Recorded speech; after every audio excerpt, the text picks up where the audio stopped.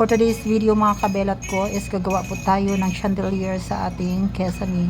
Since wala po tayong pangbayad, so kailangan magtipid-tipid po muna at may konti naman akong kaalaman kung paano i-install ang ating chandelier. So ako na lang muna ang gagawa nito mga kabelat ko.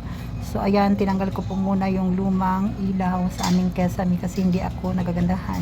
Hindi ko na feel, gusto ko man lang maging sosyal ang aking bahay.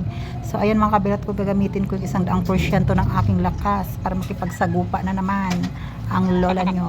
So ayan mga kabilat ko, tinanggal ko na po siya at ready na po para gawin ang mga bagay-bagay kung ano ang nararapat. So ayan, fast forward natin mga kabilat ko kasi nakakapagod mag-edit. So ayan mga kabilat ko, ito na, gagawin ko na ang lahat. Itinanggal ko na yung lumang ilaw, ikinabit ko na yung bagong chandelier para kahit pa paano maging syala man lang. So ayan mga kabilat ko, obserbahan nyo kung paano ko ginawa ang aking chandelier kasi wala tayong pambayad sa ating electrician. So sa halagang 1,000 pesos, malaking bagay na po yun. So kailangan maging maingat ka lang, huwag pagdikitin ang mga wire, kung hindi sabog ang lola mo, pati bahay sabog mga kabilat ko. Kaya ingat, lalo na electricity ang pinag-uusapan sa ganyang bagay-bagay. So ayan mga kabilat ko, kinabit ko na ang lahat at kailangan lang natin ng konting tiyaga dahil talaga nakakapagod mag solo flight. So nakakapagod po mga kabilat ko mag flight attendance. So ayan, parang gusto ko lang sumuko pero laban lang, wala akong sinusukuang bagay. Pag-ibig hindi ko sinusukuan, ilaw pa ba, diba? Kailangan natin ng ilaw para lumiwanag ang ating buhay. Mga lalaki na yan, sila ang dilim ng ating buhay, lo sila.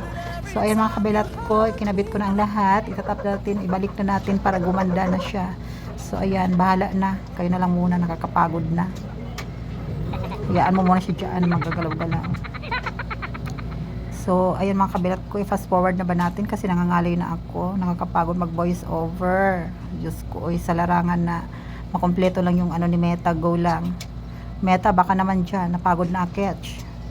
So ayan, agaw buhay na mga kabelat ko. Meta, kailangan ko ng support mo. Hinabaan ko na yung video na yan ha, para sa content ko lang.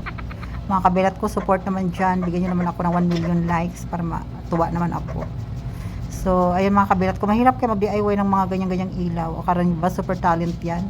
Saan ka pa? Nagsasalon na. Gumagawa pa ng ilaw, electrician pa, at the same time panday, mason, lahat na pinapasok ko, pati pagtatahi. Watch kayo mga kabilat ko kasi magtahi na naman ako niyan after. May makina ako dun sa salon na DIY machine. Binili ko siya ng 1,000. Ako na magtatahi ng aking mga pantalon. Watch yung mga kabilat kung paano ko siya tinahi. So ayun, tatapusin na muna natin itong mga kabilat ko. Din napakahaba ng video na to. Abutan tayo ng mga 10 hours para lang makamit yung makamit lang natin yung ni Meta requirements. So ayan Meta, Diyos ko, napapagod na ako. Naku Inday, matagal pa ba yan? Tumalon ka na dyan hanggat maaari.